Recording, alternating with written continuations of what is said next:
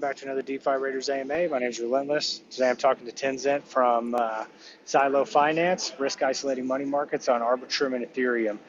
First, I just want to say I really appreciate your time, willingness to come and chat with me. I'm super excited to talk to you and learn about your project. So with that, do you want to go ahead and give an introduction and then kind of your background on the team and everything? Sure, yeah. So I'm Joshua or Tenzent. My background has really been in DeFi. I was collaborating in a lot of different um, projects while I was doing my regular job, right? So I was, uh, part of the you could say DAO team at things like Bancor, Paraswap, AP1, uh, grants board at different things. And running some events and whatnot. But one of the communities that I contributed to was Silo Finance, and this is because just I fell in love with what they were working on, and Aham had asked me to come on and do BD for them. Yeah, and I also did some small fund work, but now I am the head of BD at Silo Finance. And yeah, so Silo Finance, our team is very much international. We have people from all over Eastern Europe, Georgia, different countries, and all around the U.S. as well. But yeah, excited to come on here and kind of tell you guys a little bit about what we do. Um, yeah. Yeah, super cool. Great for the intro. Yeah, really excited to have you on here. And it's always super cool to see people on teams that like are involved with the community and like the talent is recognized and they get brought on. That's always like a super cool story. So congrats on that. Um, so let's get into kind of Silo. I mean, first, since you're on the team, congrats with a successful launch on ARB, successful growth since you guys launched Zai.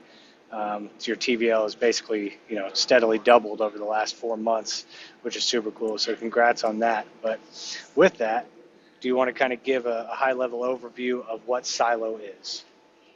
Yeah. So Silo Finance, we do risk isolating money markets. And so that's lending markets for basically any and all tokens. And the really big difference between Silo Finance and something like Aave or Compound is the risk isolation part. So what that means is every token inside the network has its own pool.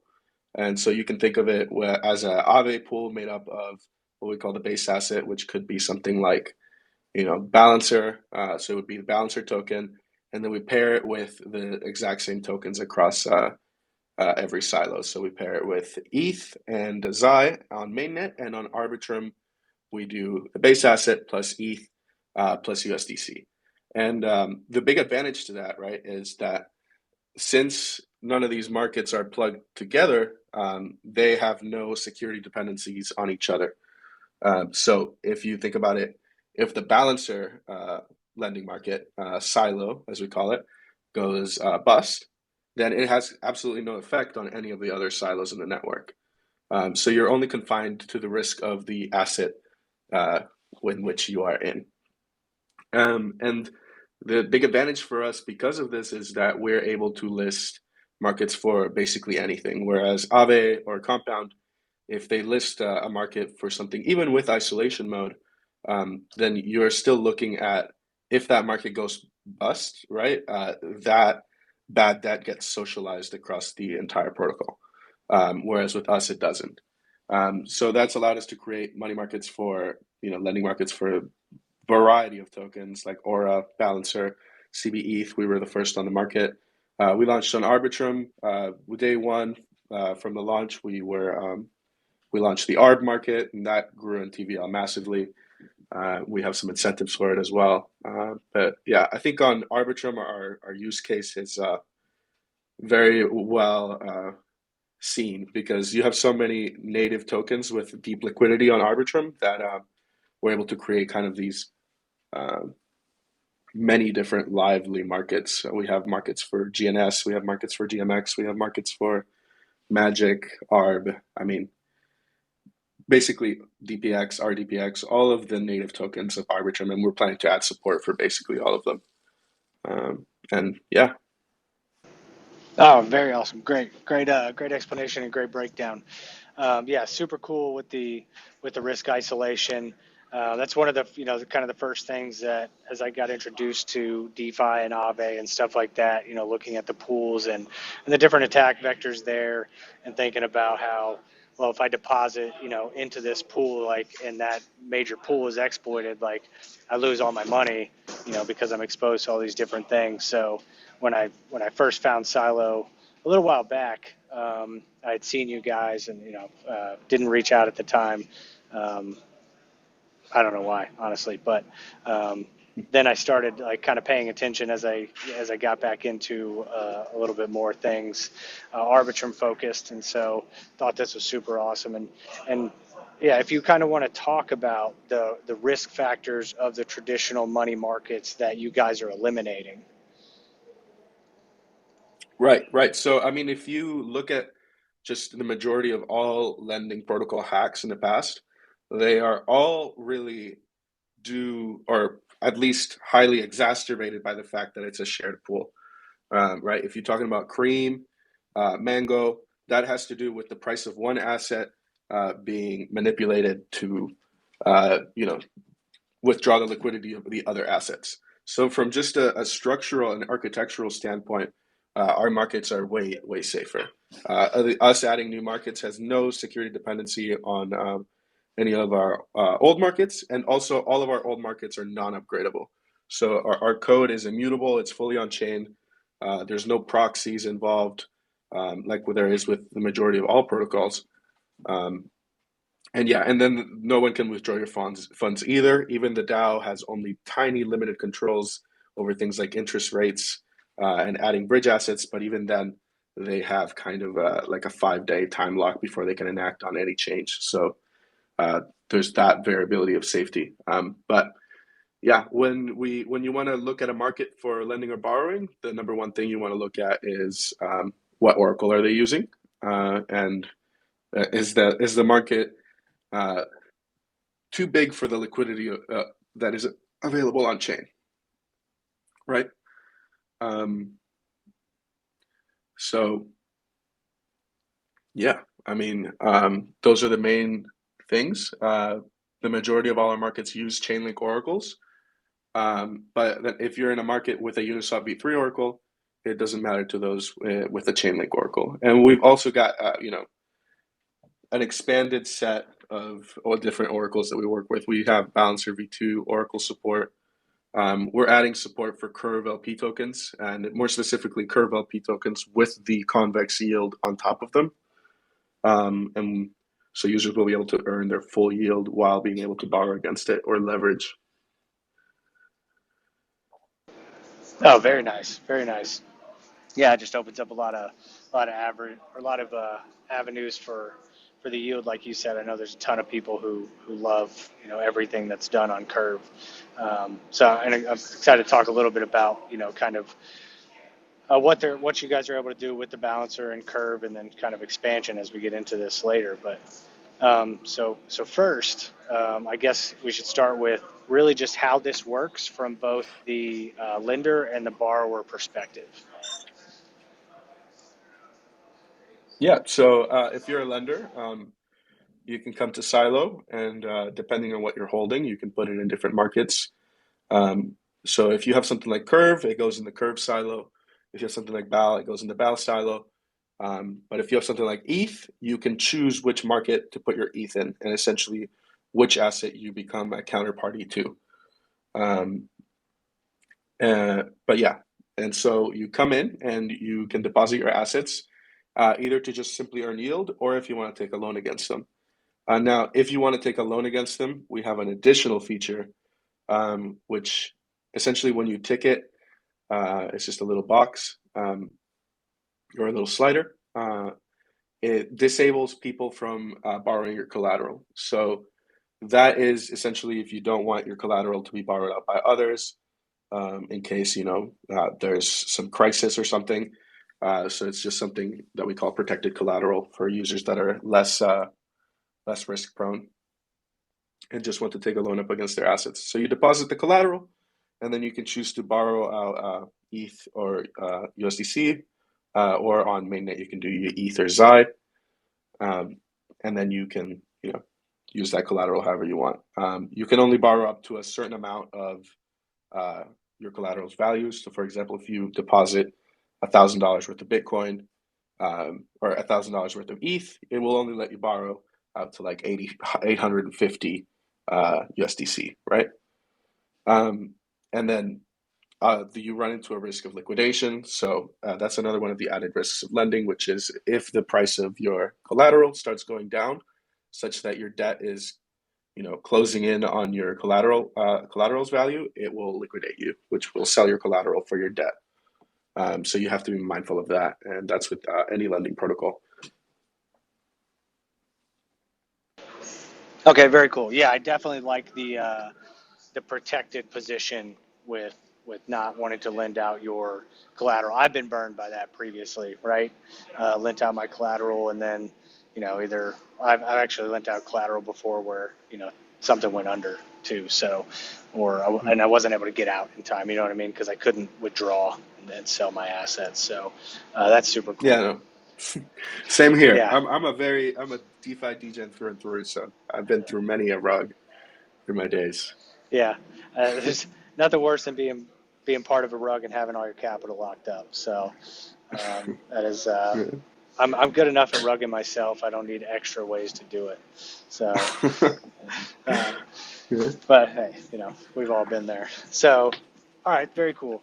All right, so then, so for the users who decide to make their positions borrowable, do you want to kind of talk about like the rewards that they're able to get? I know currently you guys have the bonus rewards going for another month on top of the typical APR. You kind of want to talk through that?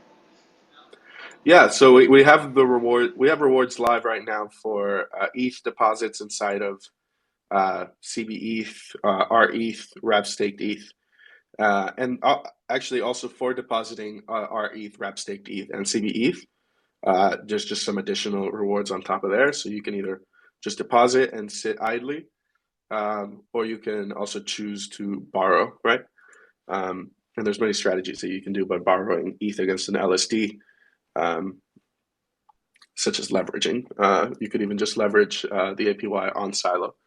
And then on Arbitrum, we also have incentives for the Arbitrum token, the DopeX token. We have some magic incentives. And you mentioned that the rewards are going to be ending in, I think it's something like 40 days now. But we are working and we're going to be publishing soon a new rewards program. So, I mean, the rewards are not going away. We will be increasing them, starting to grow markets more strategically. This was the first round, and it was kind of a test of rewards, if you would. But yeah,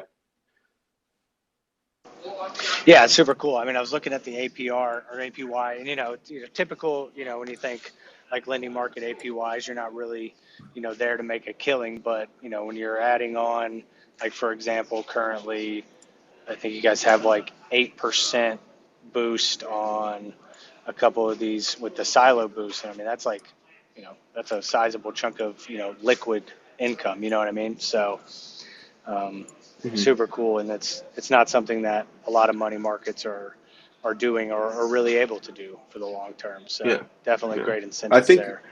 our ETH deposit rate for our ETH right now is 16%, for example. And then another thing that's missed by some people is if there is XI available to borrow in that market, you can borrow it out and then you can deposit it in our curve pool. And our curve pool generates 15% APY. So you can earn that at the same time that you're earning the deposit APY from the silo incentives. Oh, very nice. Yeah, that's very cool. Yeah, I don't think I know. I don't think I caught that either when I was reading through, um, or clicking through. Yeah, that's great. All right, very cool. So, all right, well then, while we're on it, why don't we go ahead and kind of, if you want to talk through Xi, it's your cross silo stable coin, pretty unique, the way you guys have kind of built this. So, you wanted to kind of chat about that? Yeah, so I mean, XI is a CDP, right? A collateral debt position. stablecoin. And so what that means is it's a stablecoin that's minted against collateral the way that DAI is, right? Um, the majority of or how the you know things that it's minted against are decided is through the DAO, and the DAO does that by essentially depositing or minting XI into different markets for people to borrow. So if you have something like USDC, if you have something like CB or ETH, you can borrow out XI into existence.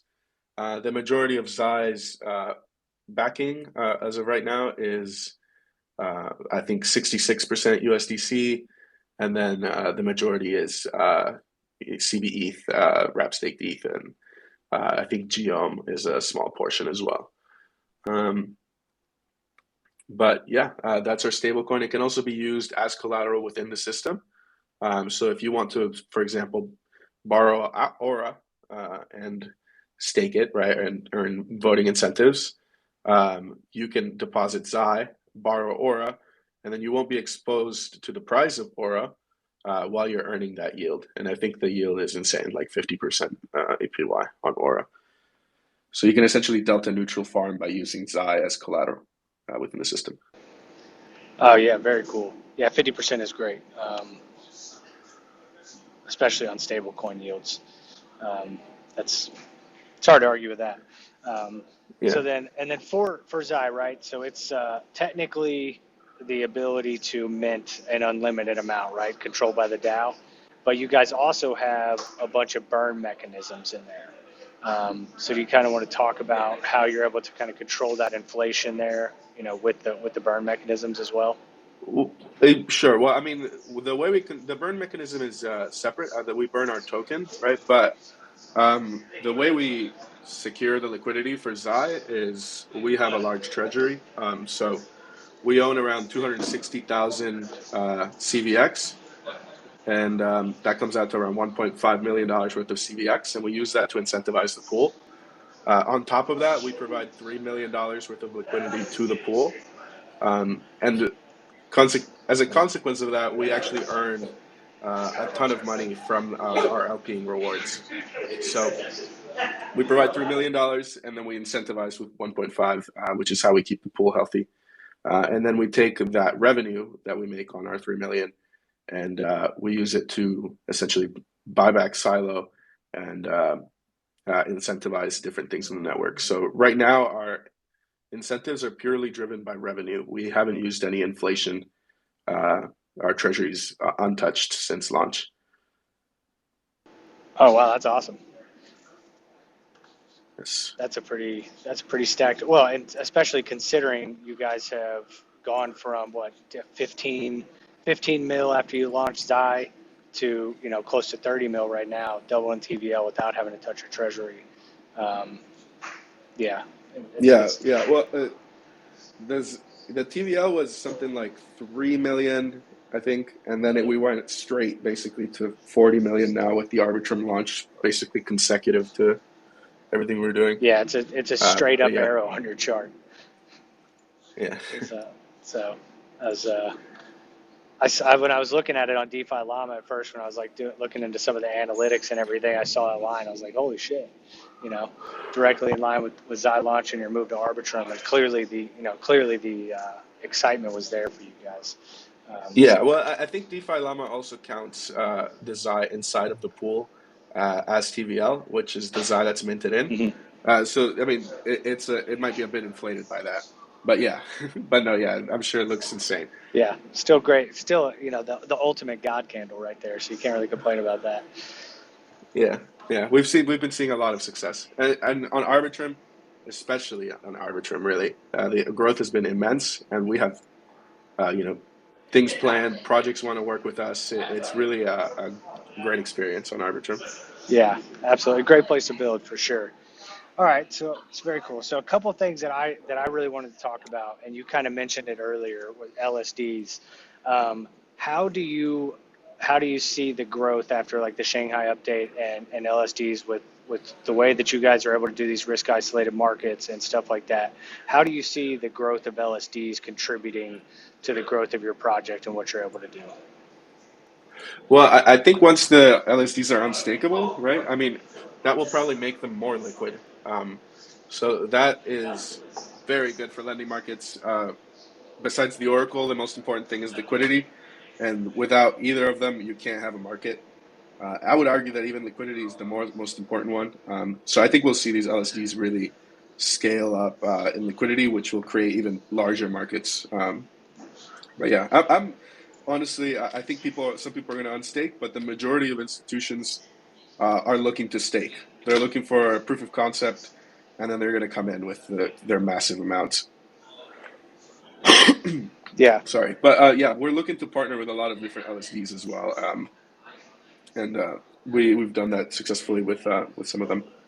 So we're definitely trying to push in that direction. Yeah, absolutely, and that's a smart play, and that's, I mean, it's to make your ETH liquid, and then to be able to do all the different things that are capable of being done with this. One of the things, one of the conversations I had previously with a project that does LSDs was their ability to kind of scale to new heights without having to sell off their assets. Um, Sorry, can you repeat that last part again? My headphones just died for a second. Oh yeah, no, I was just saying I had a conversation with a previous LSD protocol, and that's kind of what we were talking about was the excitement about the ways that projects are going to be able to scale, and people are going to be able to utilize their capital with LSDs, when all this stuff on stakes, and to kind of see that play out on like a money market perspective, I think is going to be pretty interesting. Yeah, yeah, no, absolutely. I just got off the phone with off a call with these guys that are making this ETH derivative that is going to, or they're already really working with large market makers to like create customized blocks for them. So, and it increases the yield of the ETH staking essentially. But super Yeah, interesting. nice, very cool. Yeah, and then also aside from the LSDs, it's kind of the scalability of this, right? You mentioned it, and I talked to someone previously about this as well, is the ability to include long tail assets and kind of the underutilization there. Like, how far can this take basically any asset that's backed by ETH, pretty much, and be able to use that as collateral, or what are the kind of how far can that scale in terms of long tail assets? So long tail assets, like assets themselves, things like that are native tokens, that stuff is all really easy. And I think we can do that for most tokens now. And we've really started to do it for basically all of them on Arbitrum. And you're gonna see maybe like, you know, 10 more, 5, 10 more assets coming out on Arbitrum. But the scalability is there. I would say the other thing that is I would consider long tail is things that are complex derivatives, things that are maybe wrapped versions of a different token that's earning yield somewhere. And we started to do that with our launch of convex LPs. But the end goal, or what we're working on right now in our V2, will create a system that will greatly simplify the liquidation process for the lending market, and that should solve a lot of the issues for listing complex derivatives. So we're looking to become permissionless. Anyone's going to be able to launch a market, and we've come up with a solution that we think can help uh, really everyone basically always have a liquidator available for their market, which is one of the most important things. Okay, yeah, I'm looking forward to seeing that whenever you guys roll that out for sure. Um, I've seen like automated liquidations and then manual liquidations, and kind of being able to liquidate, certain, small cap assets per se. Um, I don't know. I'm intrigued to see what you guys roll out because there hasn't been a lot of unique necessarily development on the liquidation front, so that would be super cool to see. Yeah, I think our solution is very good, and it's very true to the ecosystem and the ethos. So yeah, you'll just have to wait and see. But we have something good. Yeah, yeah, looking Very good. forward to it. All right. Okay, so kind of moving on here a little bit. What all? How do I want to say this? All right, so currently you guys are able to do it on like Balancer and Aura, and you're talking about Convex. What all platforms are you guys looking at for users to be able to deposit their liquidity after they input, they get their LP, et cetera, et cetera? Where all are you hoping for them to be able to utilize those assets outside of what you currently offer? You mean for our LP Yeah, tokens or for um, or well, like I guess LPs that you will be potentially hosting. oh yes. So I mean, we're the before our V2, we have this big release. We just wrapped up audits for chain security, so we're just doing Certora testing and formal verification as an extra layer for security. But yeah, so essentially, any Curve LP token, we'll be able to host a market for it, provided we have the underlying price provider for the asset. So yeah, Curve LP tokens with a convex integration. So you just bring your Curve LP token, and then the market itself will stake it for you into convex, and then you can borrow against it. And it doesn't auto compound your rewards. You will have your rewards in Curve and convex, and yeah. Okay, very cool, very cool. All right. And then, I got to go back here a little bit. I knew I missed something. I apologize. It kind of threw me off because I felt like I was off subject here. I wanted to talk about your interest rate model because you guys have a pretty cool kind of dynamic interest rate model. And I tried to read through the entire document just for that, but it's pretty complex. Um, so if you wanted to kind of talk about how you guys built that interest rate model. Yeah. I don't blame you. It's very difficult to explain. Well, it's not very difficult to explain. It's just difficult to understand. But we have some PhD level researchers. They're incredible. They're like professors, and um, they wrote up this interest rate model, and it's highly customizable as well. But the first kind of interest rate model that you see, basically, on most of the platform is a dynamic interest rate model. So what that means is that it has time multipliers built in. In Aave or Compound, essentially, like if you borrow 80% of the available assets, you get this rate, right? And for us, essentially, when you are above what we call optimal utilization for the market, the interest rate will slowly start increasing its rates over time rather than utilization. And then if you're below optimal, it'll stay where it is. And then if you're below what we call the low optimization, it'll slowly lower the rates over time. Um, and so this creates kind of an incentive for people to repay when the pool's going over utilization that we want it to be. And then it gives an reason for people to borrow when the interest rates or when the utilization is extremely low. Yeah, and then built into that interest rate model as well, right? It's customizable in the way that we can actually create fixed rate models. We have fixed rate borrowing for DAI and USDT right now. Um, we can create regular kink models like Aave and Compound with it. And yeah, and we're looking to add more. Our interest rate model is modular in design, or the way that it plugs into silo markets. So we can deploy new interest rate models and create kind of different conditions for markets. And users can just choose, I assume, similarly between whether they want a fixed rate or a dynamic rate.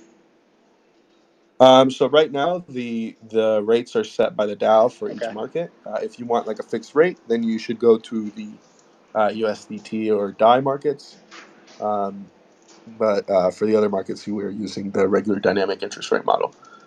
Um, but yeah, that's the DAI and USDT markets are very much a test, if you Okay. would. Cool. Makes sense.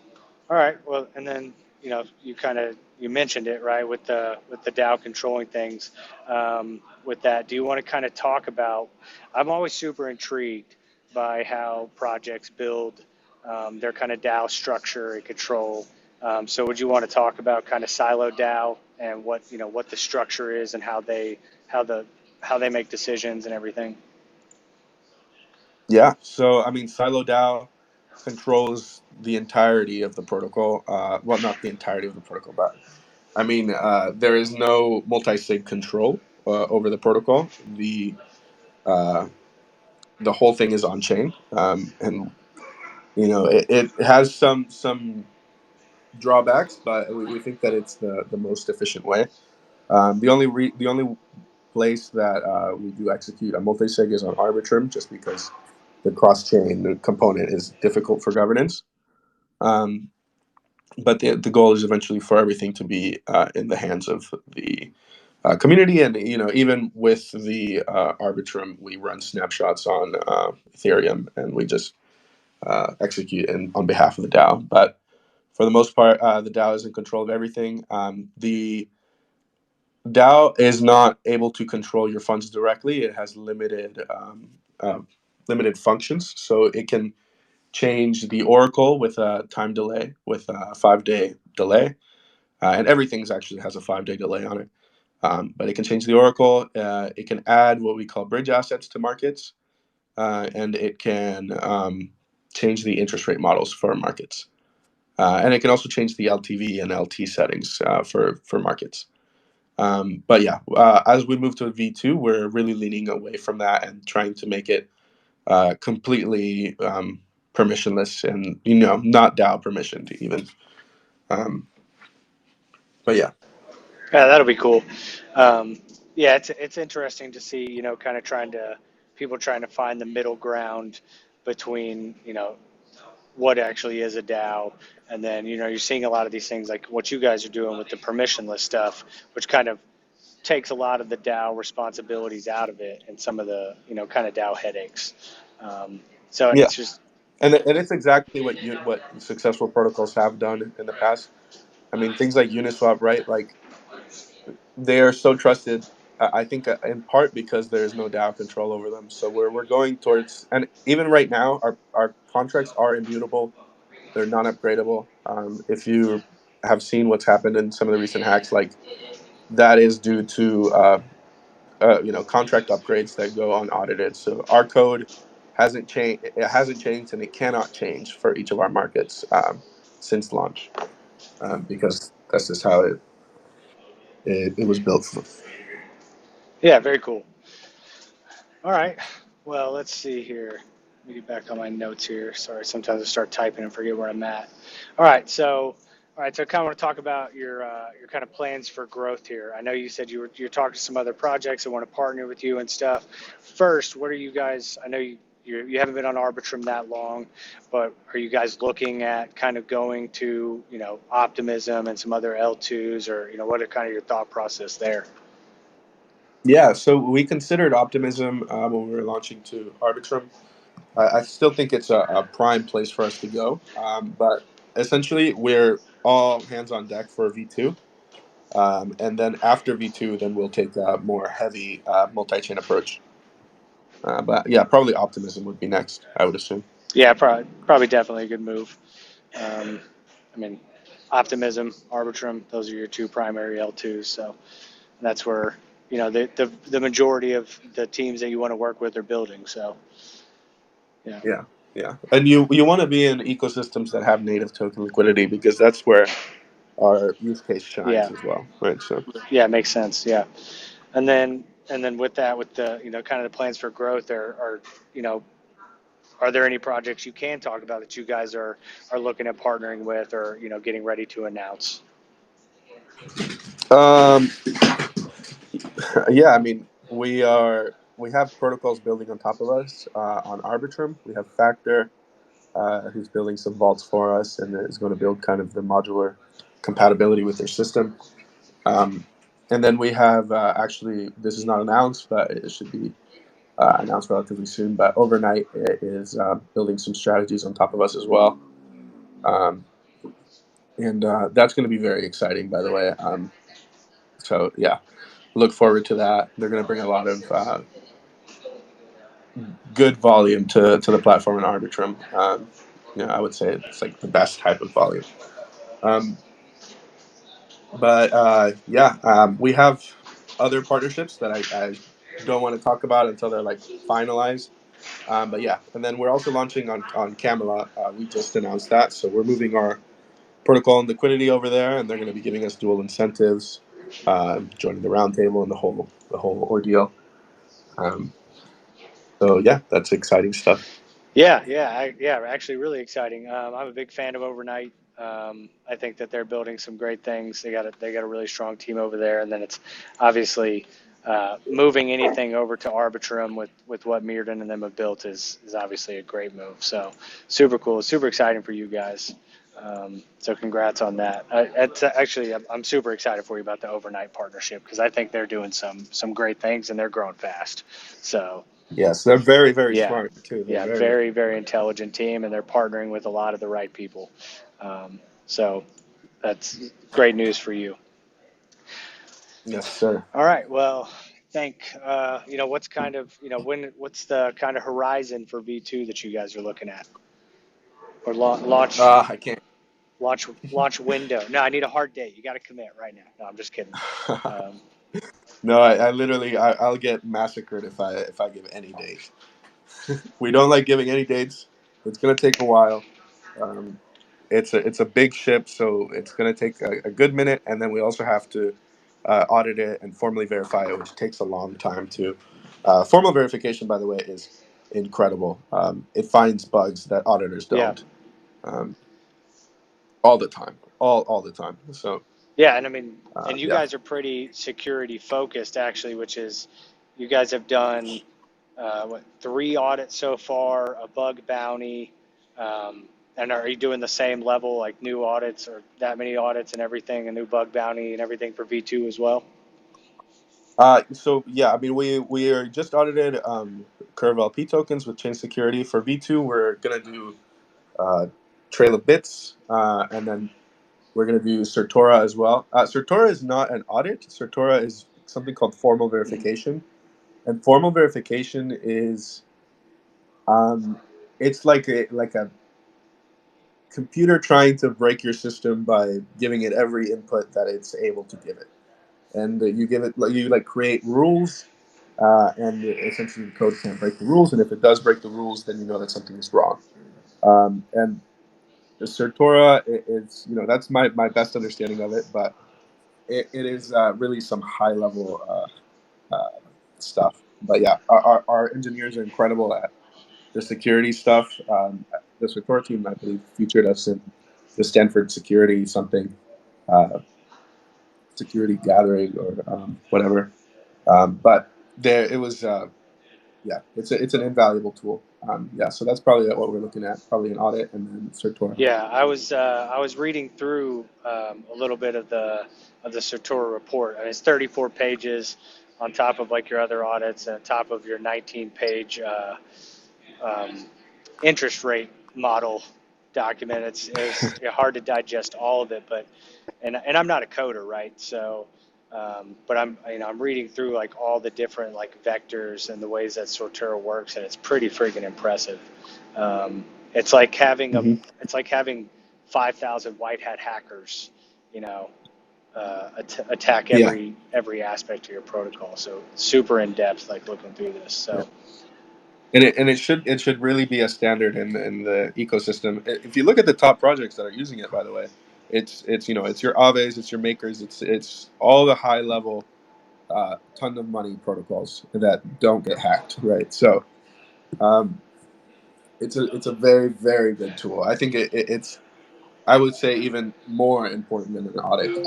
Yeah, I would agree, and it was awesome. It was awesome. What I was really impressed with, based off what I know of Certora, is that you guys only had a handful of vulnerabilities discovered from there, anyways, which is pretty impressive considering the scope of the code for what you guys have built. So, um, yeah, so super excited to see what you guys come out with for V2 for sure,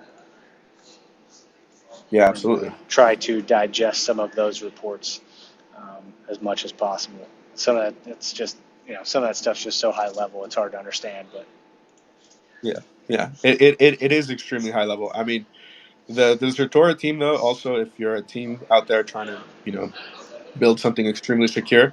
The Certora team is so helpful. They will sit there and they'll write tests with you, and they'll take a lot of time out of their day.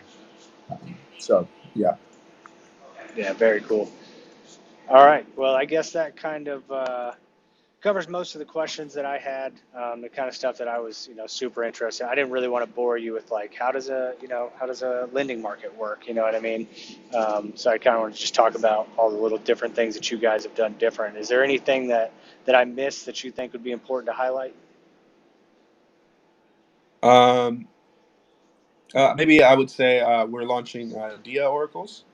So as part of our kind of campaign to create as many oracles as possible, we are creating markets for a variety of tokens like Grail and Jones and native tokens. But two dogs. Um, but yeah, essentially we're going to be able to list things with Uniswap V2 pools, provided that they have enough liquidity sources. And so we're excited for that. Also excited to see what Camelot comes out with. They have some interesting things in the works. No. So yeah, All right. Well, I'll be paying attention, and after you guys launch V2, I'll reach back out, get you on here, and talk about everything V2 as well. yeah, absolutely. Yeah, so hey, man, I really appreciate your time. Thanks so much for being willing to come on and talk to us. Super excited for your roadmap and look forward to chatting in the future. All right, thank you so much, man. Yeah, of Thanks for course. having me. Take care. Take care. Bye. All right, everyone. Thanks so much for tuning in to another DeFi Raiders AMA. Really appreciate your time and support. If you're hearing this now on YouTube for the first time, please hit that like and subscribe button. Once again, I'm Relentless from DeFi Raiders. We'll see you next time.